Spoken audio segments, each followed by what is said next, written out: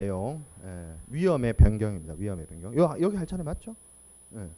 자, 위험의 변경이란 게 뭐냐면 우리가 보험 계약자, 피보험자의 의무를 얘기할 때 고지 의무를 이야기했습니다. 그 고지 의무의 핵심이 뭐냐면 내 상황, 내 컨디션을 보험자한테 정확하게 알려서 그걸 바탕으로 이 사람이 어느 정도 컨디션이구나, 이 화물이 어느 정도 상황이구나, 이 선박이 어떤 상태이구나 이걸 정확하게 알아서 위험을 정확하게 측정할 수는 없겠지만 이건 뭐 확률과 통계의 부분이죠. 보험회사가 이 정도에 되면 이 사람이 하는 이러한 사업, 해상 사업은 한 손해가 한 이 정도 날 수 있는 확률이 있겠구나. 뭐 그런 것들을 바탕으로 우리가 너무 깊게 보험 계리 쪽으로 갈 필요는 없지만 그런 것들을 계산을 다 해서 보험료를 산출을 할 겁니다. 그러니까 보험회사 입장에서는 손님, 이 피보험자들이 계산이 되는 거예요. 이렇게 사업을 하겠다고 하는데 얘는 손해가 날 확률이 한 이 정도 되겠구나. 뭐 이런 것들을 판단을 하겠죠. 보험회사 입장에서는. 근데 그러한 위험의 어떤 환경, 상황, 그 피보험자의 어떤 주변 환경이나 상황 이런 것들이 변하게 된다면, 변동하게 된다면 당연히 위험에 처할 확률이라는 것도 증가하게 될 겁니다. 그러면 계약, 보험 계약의 어떤 근본에 있었던 근간에 있었던 어떤 사정들이 변화하게 되죠. 그래서 보험자에게는 좀 불리해지는 상황이 발생할 수가 있게 됩니다. 그래서 그렇게 된다면 이제 보험 계약을 뭐 수정을 한다거나 계약을 새롭게 체결한다거나 아니면 보험자가 면책된다거나 그런 변화가 있게 됩니다. 그래서 위험의 변경이 두 개로 나뉘는데 주관적 위험 변경이 있고 객관적 위험 변경이 있습니다. 주관적 위험 변경이란 건 뭐냐면 피보험자가 고의로 혹은 피보험자가 잘못해서 여기 뭐 중대한 가실 이렇게 되어 있는데 잘못해서 상황이 변하게 된 거예요. 위험이 변경된 경우입니다.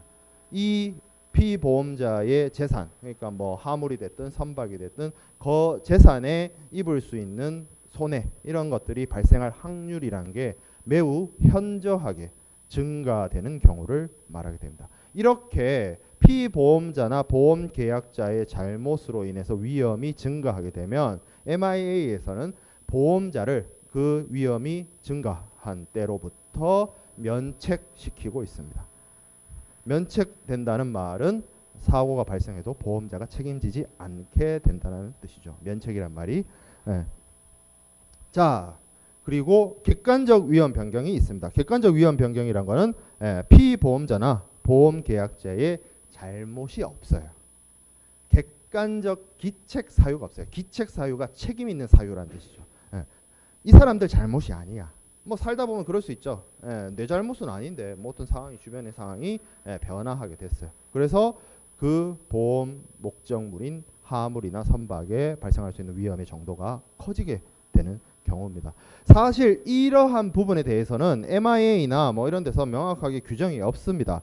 그러면 실무적으로 어떻게 하느냐? 보통 이 경우에는 보험자를 면책시키거나 피보험자한테 책임을 묻기보다는 보험 계약을 변경하거나 뭐 새롭게 특약을 하거나 등등의 협상을 해서 일 처리를 하게 되는 경우가 있고 피보험자는 여기에 대해서 책임은 지지 않는데 반드시 알아둬야 될 게 통지 의무할 때 이야기를 했습니다.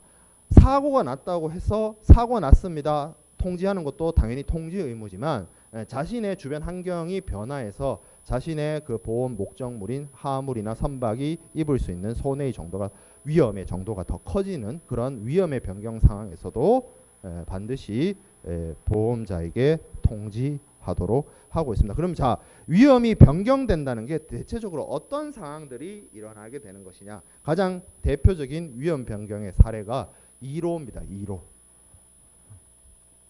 데비에이션이라고 하는 2로입니다. 이건 뭐냐면 쉽게 이야기하면 경로 이탈입니다. 경로 이탈. 뭐가? 배가 선박이란 게 바다가 있으면 항상 어디든 어느 바다든 어느 곳이든 갈 수 있는 게 아닙니다. 우리 눈에 보이지 않지만 바다에도 뱃길이 있고요. 하늘에도 비행기가 다니는 길이 있습니다. 그곳을 벗어나면 사고예요. 사고. 특히 비행기 자기 비행 구역 아닌데 들어가면 미사일 맞을 수 있습니다. 예. 정말로. 예. 그렇죠. 예.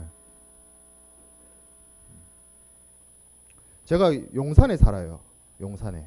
예. 용산 저쪽 숙대 입구 쪽에 사는데 지난주에 엄청 시끄러웠어요. 우리 동네에. 근처에 뭐가 있냐면 국방부가 있고 전쟁 기념관이 있는데 막 블랙 이글스가 막 비행하고 막 난리야. 엄청 시끄러워 진짜. 예. 예. 그건 근데 그 서울 그 강북 도심에 비행기를 띄운다는 거는 이미 유관 기관들하고 협조가 다 끝나서 띄우는 거예요. 그 함부로 띄울 수 있는 게 아니에요. 이쪽 서울 강북 지역 비행을 그렇게 쉽게 할 수 있는 곳이 아닙니다. 다 군부대나 사전에 다 협의가 돼서 가능한 건데 선박도 마찬가지입니다. 선박 뭐 아무데나 다닌다? 절대 그렇지 않습니다. 다니는 백길이 있어요. 루트가 있다는 거예요. 루트. 그럼 그 백길로 다녀야 된다. 백길로. 근데 이 선박이 어떠한 상황이 됐는지 모르겠지만 그 정해진 항로 만약에 이런 경우도 있어요. 별로 그렇지 않은 경우가 대부분이에요. 보통은 백길이 다니는 길이 딱 정해져 있어요. 그 안전한 루트죠. 뭐 그 정해진 루트를 벗어나게 되면 뭐 암초를 만날 수 있다든지 뭐 등등의 위험이 처해지기 때문에 뭐 이렇게 있는 뭐 선박 뭐 아니면 섬 이런 데에 왜 다른 구조물이나 뭐 지형에 부딪힐 우려가 있기 때문에 배들이 다니는 길로만 다니는데 그 다니는 길을 벗어나거나 아니면 그 보험 계약이나 운송 계약에서 정해진 항로가 없어요. 그러면 보통 그 항해를 하는 데 있어서 정해진 간섭적으로 내려오는 루트가 있습니다. 늘상 다니는 길, 그 길로 다녀야 되는데 그 길을 벗어나게 되면 위험에 빠지는 거죠. 그 선박이. 그래서 이런 1호가 대표적인 항해 변경입니다. 1호가 발생하게 되면 위험이 증대되는 거죠. 그래서 1호가 성립되기 위해서는 저기 밑에 1호 성립 요건의 두 번째 줄에 반드시 실제로 1호가 있어야 됩니다. 실제로 선박이 정해진 항로 그리고 간섭적으로 내려오는 항로 그곳을 벗어나야 1호입니다. 요게 뒤에서 보게 될 항해 변경하고 조금 달라요. 항해 변경은 항해 루트를 변경하고자 하는 마음만 먹는 걸로 항해 변경인데 1호는 1호 하고 싶은데라고 속으로 생각하는 건 상관없어요. 1호를 계획하는 것도 상관없어요. 계획하고 안 하면 돼. 실제로 배가 정해진 항로를 벗어나야만 1호가 성립이 됩니다. 그래서 보통 우리 국제 해상 운송에서 살펴보면 배들이 특히 뭐 라이너라고 불리는 전기선들의 경우에는 정해진 항로가 있습니다. 뭐 싱가포르에서 나와가지고 뭐 홍콩 아니면 가오슝 아니면 상해 그다음에 이제 와가지고 뭐 저 부산이나 뭐 고베 이래가지고 다시 뭐 대서양 건너서 저쪽 미국 서부 해안 뭐 이런 식으로 정해진 항로가 있어요. 그럼 정해진 항로가 있으면 그 정해진 항로 순서대로 항구를 들려야 됩니다.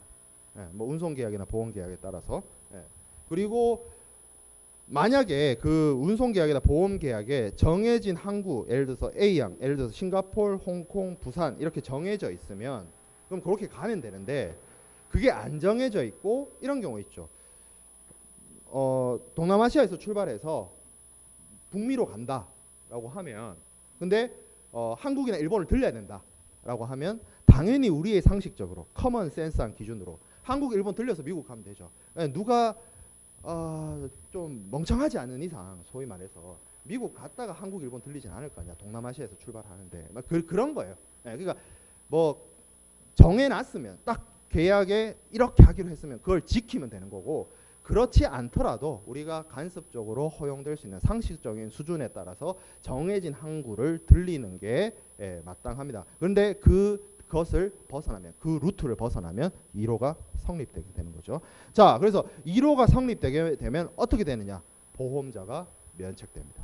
보험자가 1호가 발생한 그 이후에 발생한 그 어떤 사고에 대해서도 책임져 주지 않습니다. 근데 1호라는 것을 무조건 금지하는 것은 아닙니다.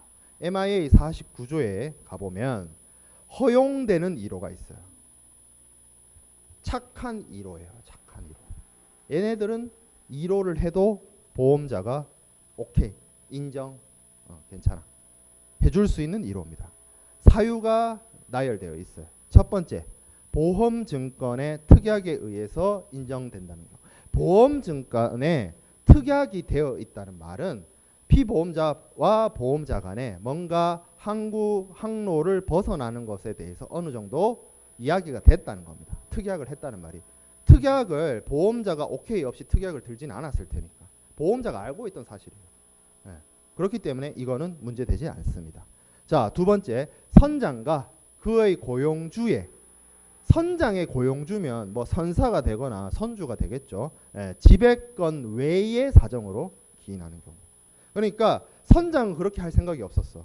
선주도 그렇게 할 생각이 없었어. 선사도 그렇게 할 생각이 없었어. 근데 뭐 예를 들어서 뭐 해적이 그 배에 침입을 해서 항로 변경을 요구했다거나 뭐 등등등등의 이유로 피차 어떻게 하지 못하는 상황에 의해서 1호가 발생한 경우 보험자가 면책을 주장하지 않습니다. 자, 세 번째, 명시담보 또는 묵시담보를 충족하기 위해 합리적으로 필요한 경우. 우리 지난 시간에 명시담보 할 때 항해담보가 있었어요. 거기에 뭐 그런 거 있었죠. 겨울철에 뭐 베링해를 가지 마라, 발틱해를 가지 마라, 여름철에 인도양 가지 마라 등등등 있었어요. 그거 지켜야지. 담보인데 워런티한 건데. 그래서 기존 항로를 벗어나는 항로를 선택을 했어요. 그거 1호 아닙니다. 자, 네 번째, 선박 또는 보험 목적물의 안전을 위해서, 배를 살리기 위해서, 배의 안전을 도모하기 위해서 태풍이 올라와요. 무식하게 나는 항로를 지켜야 돼. 그러면서 태풍을 뚫고 지나갑니다. 그런 우를 범해서는 안 된다. 그죠?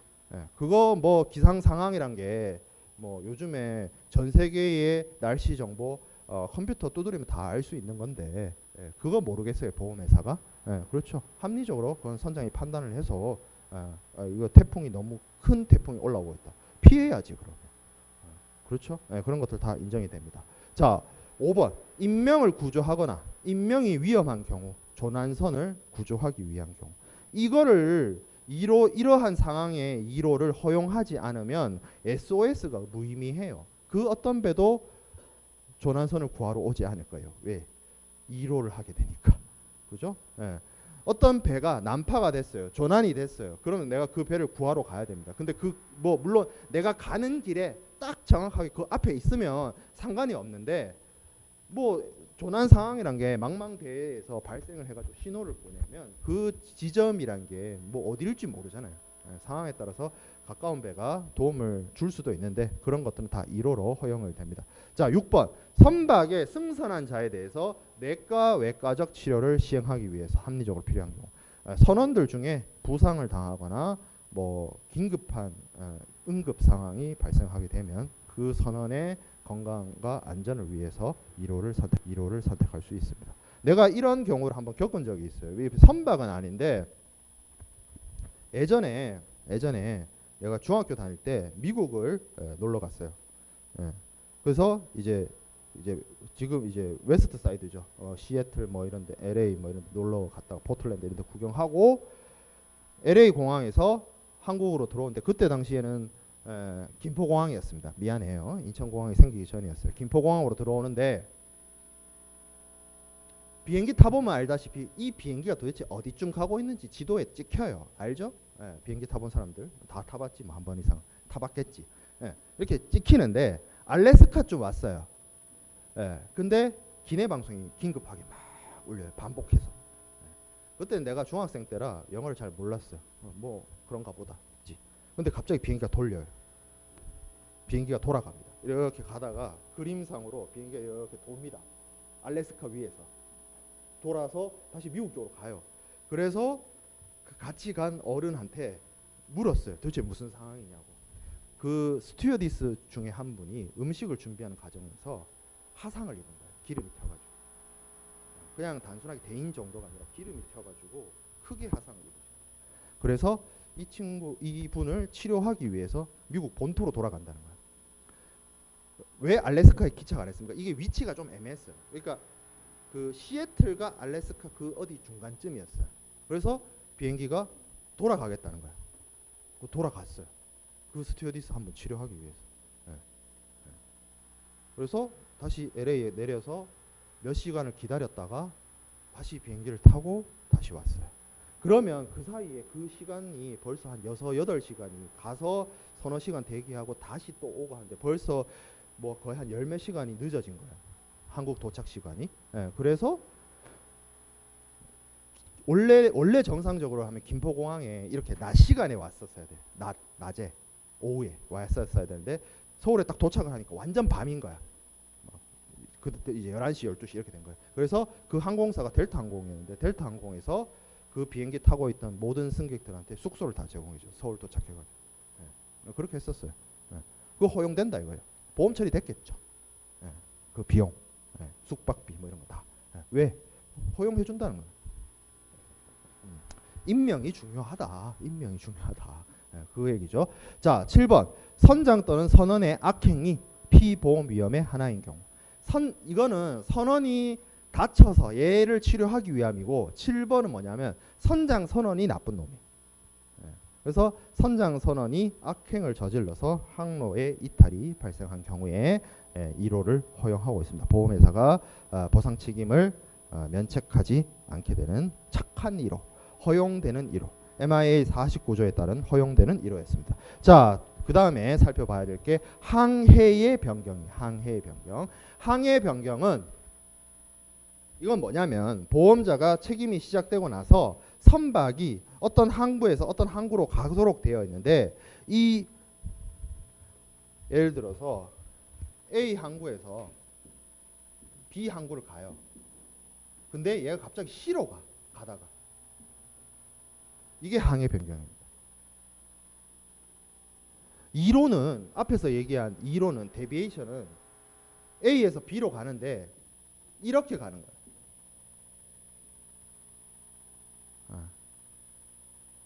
근데 항해 변경은 쭉 가다가 그냥 이렇게 가는 거예요.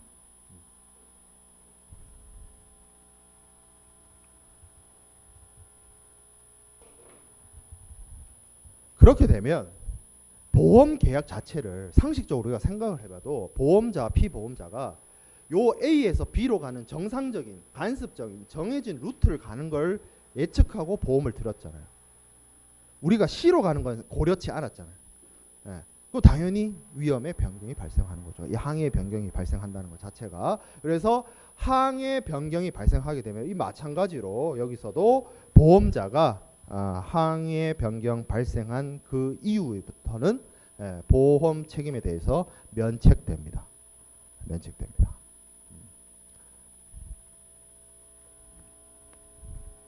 여기 지금 개요에 그렇게 설명이 되어 있는데 출발하기 전에 이 배가 출발하기 전에 어떤 상황이 달라져서 경제적 상황이나 여러 가지 계약적 상황이 달라져서 B로 가는 게 아니라 C로 갑니다 라고 이야기가 돼서 그게 보험자도 이제 통지가 되고 뭐 거기에 대해서 바뀐 보험 요율에 대해서 협상도 이루어진 상태에서 C로 가는 건 상관이 없어요. 그건 위험 변경이 아니야. 보험자는 당연히 A에서 B로 간다라고 알고 있는 상황인데 갑자기 이렇게 틀어. 그게 위험 변경인 거예요. 지금 여기 얘기가 있죠. 뭐 발항항의 변경, 뭐 상이항 목적지를 향한 출항. 이거는 뭐예요? 그러니까 위험이 시작되기 전에 협상이 다 돼가지고 쇼부가 다 돼서 목적항을 바꾸는 거. 그거랑 얘기가 다른 거야. 임의로 바꾸는 거야. 보험회사랑 상의 없이. 그렇죠? 그리고 이 위험 변경은 여기 효과에 MIA 45조에 있는 내용입니다. 여기 세 번째 줄에 항해를 변경할 의사가 있는 그 자체로 항해 변경입니다. 2로는 실제적인 2로가 발생해야 됩니다. 실제로 항로를 벗어나야 돼요. 근데 항해 변경은 뭐 선장이 얘기할 거 아니에요. 우리는 이제 B로 가지 않고 C로 간다. 뭐 이렇게 얘기할 거 아니에요. 그러면서 이제 이거 이제 조타를 돌리라고 하겠죠. 그 순간부터 실제로 조타를 돌려서 그쪽 항구를 향해서 가지 않더라도 항해 변경을 하기 위한 이렇게 준비나 뭐 시작이 이루어지면 그 순간 그냥 보험자 면책이 발생하게 됩니다. 의사만으로 항해 변경의 의사만으로도 보상 책임을 면하게 됩니다. 보험자가. 자, 근데 항해 변경도 허용되어지는 경우가 있어요. 어떤 경우? 이 항해 변경이란 게 결국에는 선박을 운용하는 선장 선원에 의해서 이루어지는데 피보험자는 그냥 그 선장 선원 혹은 선사에게 보험 목적물인 화물을 운송 의뢰를 했을 뿐 전혀 항해 변경에 영향을 미치거나 항해 변경된 사실을 모르고 있었거나 뭐 그런 경우도 있을 수 있잖아요. 걔가 잘못한 거지 내가 잘못한 거냐. 그래서 여기 맨 밑에 줄에 밑에 부분에 있죠. 피보험자가 항해의 변경을 알지 못하는 선의의 경우 잘못한 게 없어. 그냥 내가 운송 의뢰한 얘가 이상한 짓을 한 거예요. 나랑은 별개로. 그러면 보험자가 그 피보험자에게 특별히 잘못한 것도 없는 피보험자에게 책임을 묻는다. 혹은 면책된다는 게 조금 불합리하기 때문에 이 경우에 그럼 어떻게 하느냐? 봐주느냐?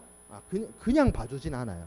어떻게 봐주냐면 결국에는 보험 계약 자체는 A에서 B로 가는 거였잖아요. 근데 상황이 달라져서 C로 갔어요. 그럼 어떻게 한다? 보험 계약을 A에서 C로 가는 걸로 재협상해서 뭐 추가되는 보험료가 있으면 추가적인 보험료를 내고 그런 식으로 일처리를 하게 됩니다. 계약 자체 내용이 달라져 버렸으니까 실제 상황하고 그런 식으로 허용을 해주고 있습니다. 그냥 허용하는 게 아니다. 뭐라고? 보험료를 추가적으로 지급하고 항해 변경을 허용한다. 그러니까 협상을 새로 하는 거지. 계약 조건이 달라졌으니까. 자, 그 다음에 기타 위험 변경이 있습니다. 1호와 항해 변경 그 외에 기타 위험 변경. 첫 번째, 항해 지연, 딜레이입니다. 딜레이. 보통 이제 우리가 포괄 예정 보험 말고 항해 보험, 이게 이제 건건으로 이제 보험 계약을 체결을 하면 보험 계약 체결 후에 얼마 만에 항해가 시작돼야 된다. 뭐 그런 건 없어요, 사실은. 그래서 여기서도 이런 얘기를 하고 있죠.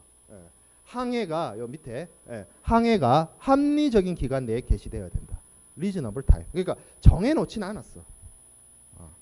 항해 보험을 했을 때 뭐 30일 안에 뭐 항해가 시작돼야 됩니다. 이런 건 아니에요, 분명히.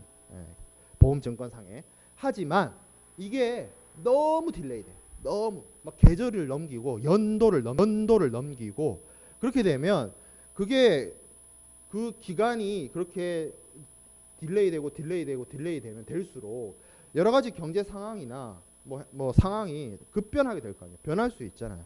그러면 이거를 좀 조정을 해야 된다는 거죠. 그리고 그러한 이런 지연에 어떤 뭐 위법이나 어떤 고의나 이런 문제가 있게 되면 여기 보면 MIA 48조에서 뭐라고 얘기하고 있냐면 하나 둘 셋 넷 다 여섯 번째 줄에 적법한 이유 없이 그와 같이 수행되지 않으면 그러니까 항해가 지연되어 가지고 제때 안 이루어지면 어떻게 한다? 지연이 부당하게 되었을 때로부터 보험자가 보상 책임을 면하게 된다. 면책되게 된다. 그러니까 MIA 규정을 어디를 살펴봐도 그게 며칠 내에 이루어져야 된다는 건 없어요. 좀 애매하긴 해요. 합리적인 기간 안에 이루어져야 된다. 근데 너무 지체되면 그거 뭐 천년만년 기다릴 것도 아니고 뭔가 조치를 취해줘야 되겠죠. 자, 그 다음에 선박의 변경이 있습니다. 이건 뭐냐면 이 항해가 A에서 B 항구로 가기로 했는데 배가 뭐 X호였어요.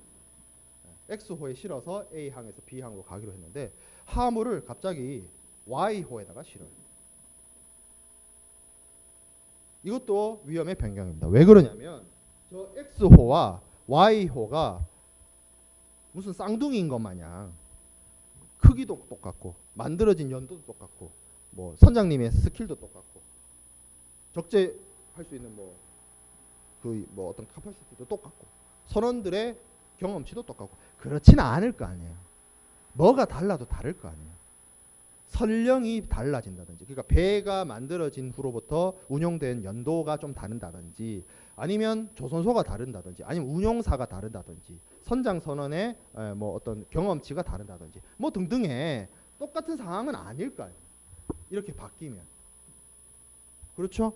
예. 그러니까 운용하는 선박이 달라진다는 것 자체가 어떻게 보면 그 선박이 갖고 있는 어떤 가망성이라든지 운용 능력이 달라지기 때문에 위험이 사소하지만 변경되어진다라고 보는 게 맞습니다. 근데 이 부분에 대해서는 MIA에 특별한 규정은 없어요. 없어요. 근데 이것도 위험 변경은 맞다. 이런 상황이 발생하게 되면 보험자에게 피보험자가 통지를 하는 것이 맞습니다. 배가 바뀌었다. 물론 여기 맨 마지막 줄에 그 말이 있습니다. 다만 선명 미상 보험증권은 예외다. 선명 미상 보험증권이 뭐예요? 우리 배웠죠.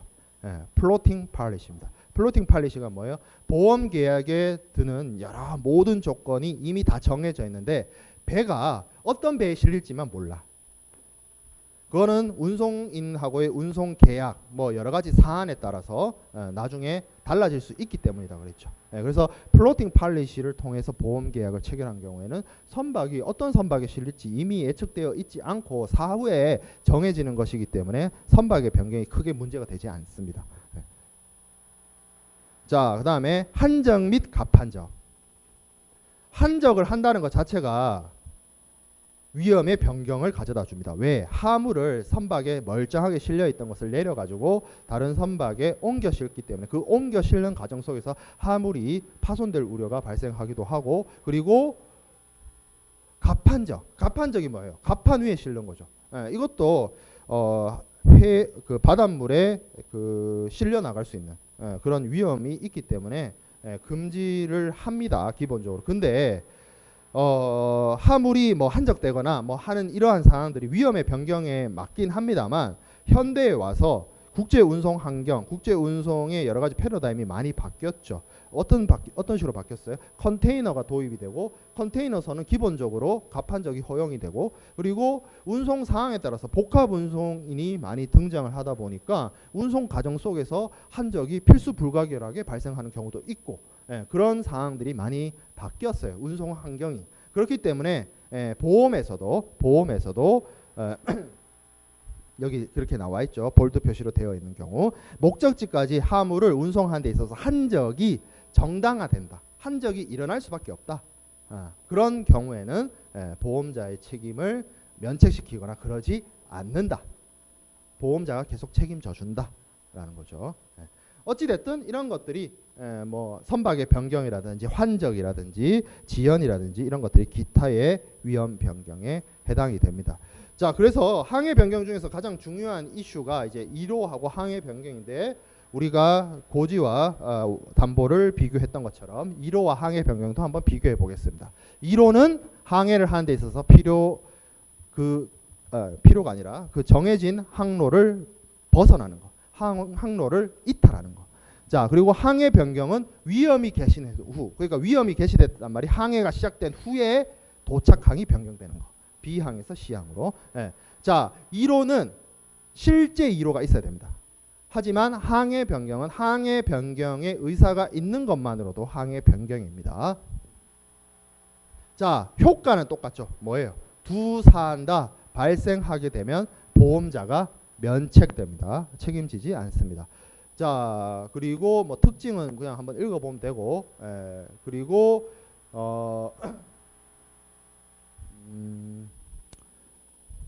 허용사유 크게 중요한 부분이죠. 여기 뭐 특약이라든지 선장이 통제를 할 수 없는 상황이었다든지, 아니면 담보를 충족하기 위해서라든지, 아니면 인명을 구조하기 위해서, 혹은 선원의 부상을 치료하기 위해서 등등, 이러한 경우에는 허용이 되고, 항해 변경의 경우에는 피보험자가 운송인을 선정해서 운송계약을 체결하고 화물을 맡겼는데 피보험자가 인지하지 못하고 항해 변경 사실을 모르는 상태로 항해 변경이 이루어진 것에 대해서는 협상을 통해서 보험료를 더 낸다든지 해서 계약 변경을 하도록 하고 있습니다. 이렇게 1호와 항해 변경의 차이. 자, 그 다음에 우리가 살펴봐야 될 부분이 인과관계, 보험의 인과관계와 근인주의, 뭐 이렇게 되어 있습니다. 뭐 같은 타이틀은 아니고요. 보험에 있어서 이 인과관계라는 게 매우 중요합니다. 우리가 지난 시간에 해상 위험을 공부를 했어요. 해상 고유의 위험, 그리고 해상에서 발생할 수 있는 해상 위험들, 기타 위험, 전쟁 위험 그런 것들이 쭉 있었습니다. 근데 선박이라는 게, 그리고 하물이, 선박과 하물이라는 게 어떤 사고, 멸실, 손상 이런 것들을 당했는데 그 선박이나 하물의 멸실, 손상이 어떤 원인에 의해서 발생하게 됐느냐가 문제가 될 수 있습니다. 왜 그러냐면 우리가 면책 위험, 담보 위험을 얘기할 때 그 얘기를 했어요. 담보 위험 할 때 무슨 얘기를 했냐면 보험자가 특히 열거 책임주의 같은 경우에 어떤 위험으로부터 발생한 손해 손실에 대해서 보험자가 보상해 주기로 했다라고 친다면 그 열거주의에 따라서 열거되어 있는 위험으로부터 인과관계가 있는 손해가 발생해야만 피보험자가 보험자로부터 보상을 받을 수 있기 때문이에요. 내 배, 내 화물이 손해나 손실을 입었어요. 그리고 그 손해와 손실을 끼친 원인이 있어요. 퍼릴이 있어요. 근데 그 퍼릴이 보험증권상에 보험자가 담보하지 않는 위험이면 어떻게 되고요? 면책 위험이에요. 내가 보험자로부터 보상을 받을 수가 없게 됩니다. 그러면 여기서 말하는 인과관계라는 거는 보험자로부터 보험금을 받을 수 있냐, 못 받냐, 면책되냐 이런 것들의 가장 중요한 것이 실제 발생한 손해 손실에 영향을 준 원인이 무엇이냐, 원인이 무엇이냐. 그리고 그거를 따지는 방식을 근인주의라고 합니다. 근인주의. 되게 어려운 말이죠. 영어로 approximate cause라고 하는데 가장 가까이 어떤 영향을 준 거. 왜냐하면 뒤에서 이제 판례를 설명하겠습니다만 해상 사고라는 게 다양한 원인, 다양한 사건 사고가 영향을 줄 수 있기 때문에 가장 확실한, 가장 정확한, 가장 가까운, 가장 중요한 코스가 뭐냐라는 거죠. 그걸 따지는 것이 이제 근인주의인데 이거는 딱 정답이 없어요. 좀 뒤에서 보겠습니다. 정답이 있는 게 아니에요. 여러 학설이 있어요. 여러 판례가 있습니다. 그래서 이거는 어쩔 수 없이 좀 판례를 봐야 될 것 같아요. 위에 큰 글씨로 근인을 보고 원인을 보지 말라. 가까운 원인을 보고 멀리 떨어진 원인을 보지 말라. 이건 그냥 그 유명한 그 판사님이 판결문에 쓰신 유명한 문구예요. 해상보험과 관련된. 자, 그래서 여러 학설이 있습니다만 대표적으로 최후 조건설과 최유력 조건설이 있습니다. 최후 조건설은 뭐냐면 사건이 연쇄적으로 일어났으면 그 연쇄적인 사건의 가장 마지막에 오는 사건이 이 보험 사고, 보험 손실의 원인이 된다, 근인이 된다라고 보는 걸 최후 조건설이라고 합니다.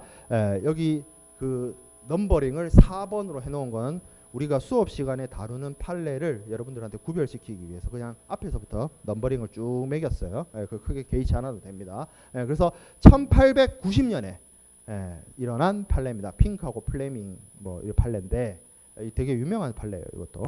자, 사건 내용을 좀 보죠. 오렌지하고 레몬을 적재한 선박이 항해하는 도중에 타 선박하고 충돌을 합니다.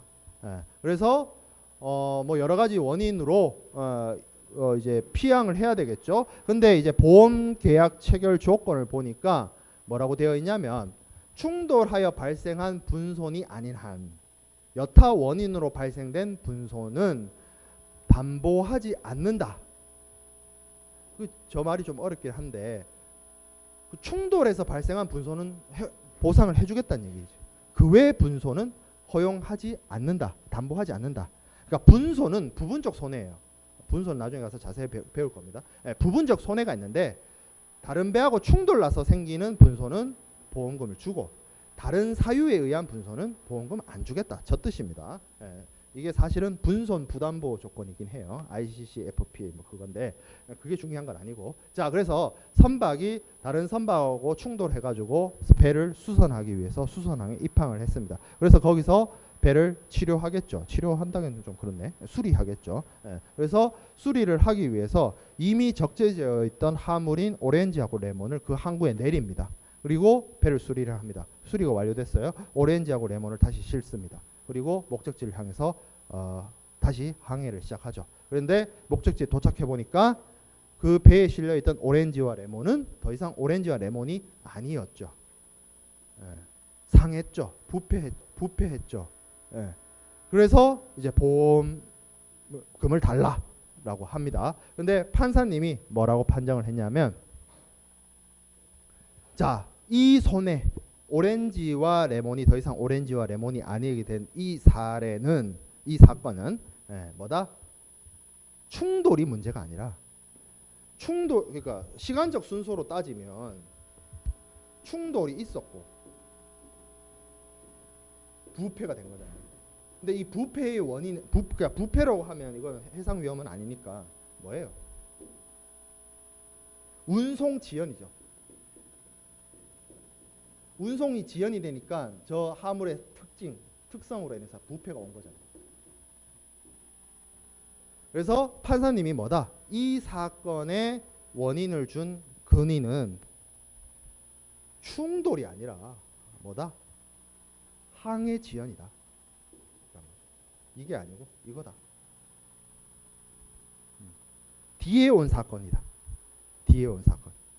그 얘기입니다. 그 얘기. 자, 근데 무조건 뒤에 오는 게 맞느냐? 그렇지는 또 않아요. 밑에 사례 한번 볼게요. 5번 사례. 자, 기선이 있어요. 증기선이죠. 증기선. 1917년에 있었던 사례입니다. 셰어우드란 배가 1917년이면 세계 1차 대전이 아주 치열하게 유럽에서 벌어지고 있을 때요. 그래서 독일 내 잠수함으로부터 얘가 공격을 받아서, 얘가 받은 게 아니고 뭐가 있었냐면, 얘가 여기 있죠. 요 배가, 셰어우드란 배가 펄젠스라는 배하고 충돌이 나는데, 저 펄젠스라는 배가 어떤 상황이냐면 공격을 받아가지고, 그런 경우 있을 수 있어요. 바다가 낮은데, 이렇게 바다가 낮은데 얘가 어떤 배가 침몰을 해가지고 요렇게 돼 있는 거예요. 그러니까 해수면에서는 안 보여. 근데 얘가 침몰해가지고 가라앉아 있어, 밑에. 근데 이게 수심이 얕아가지고 요렇게 돼 있는 상황. 보통 이렇게 되면 어떻게 해야 되냐면, 이제 다니는 배들을 피하라고 여기 부표를 띄워야 돼. 그래야 피해 다닐 거 아니야. 근데 이게 상황이 급박하다 보니까 채 부표를 띄우기도 전에 여기 셰어우드라는 배가 와가지고 꽝 한 거예요. 이렇게 꽝.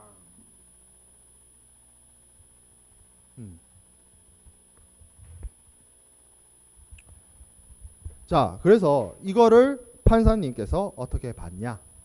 이 손해는 통상적인 해상 위험에 의한 것이며 전쟁 위험에 의한 것이 아니다 라고 본 겁니다.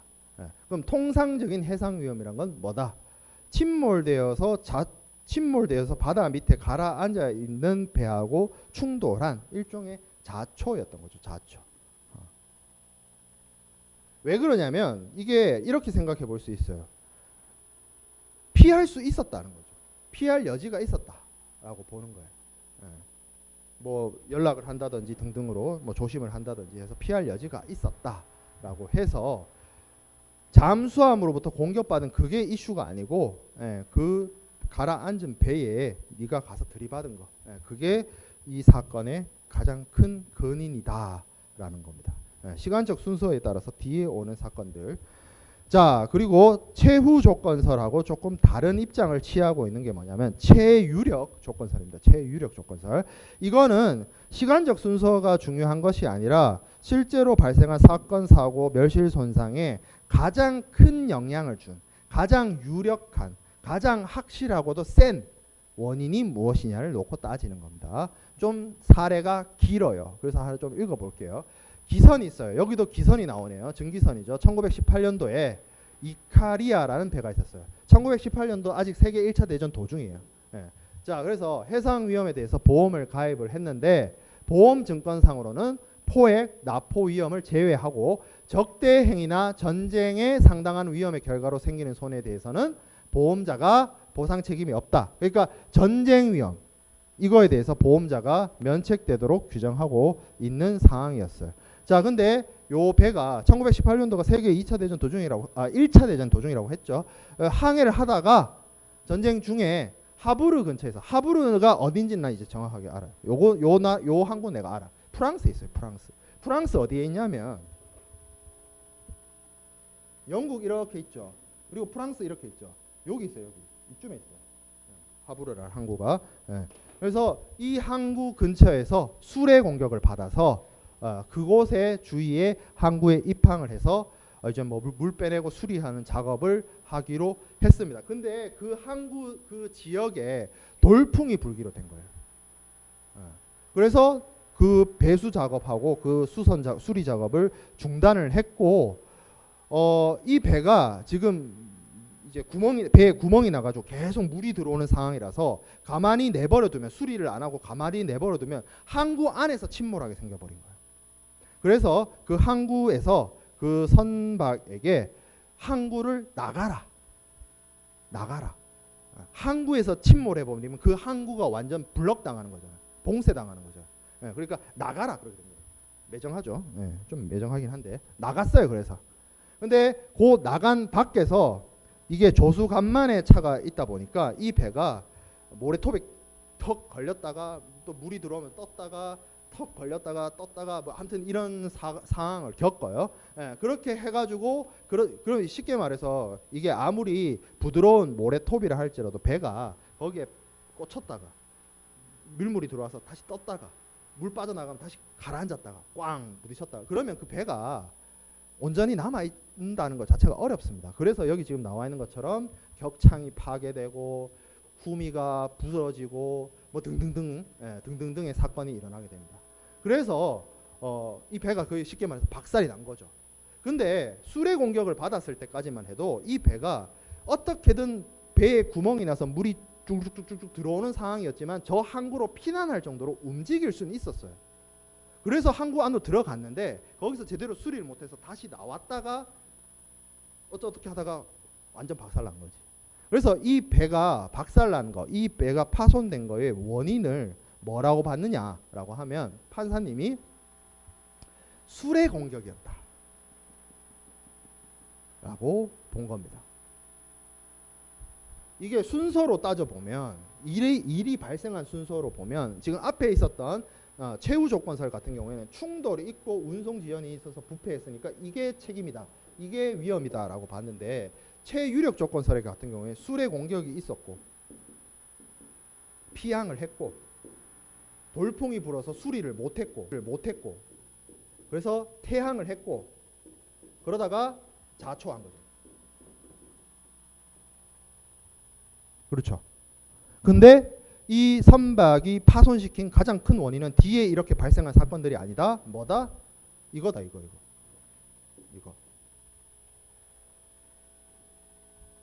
무슨 차이가 있습니까? 앞에 거랑. 요 앞에 그 오렌지 레몬 사건 같은 경우에는 이럴 수 있었어요. 충돌이 일어났잖아요. 그래서 수리하기 위해서 들어왔어요. 피난하기. 그 상황에서 그 오렌지하고 레몬을 뭐 즉각 처분을 한다든지 다른 배로 빨리 옮겨서 실어서 운송을 시킨다든지 선택을 하려면 할 수 있었다 이거예요. 다른 선택을.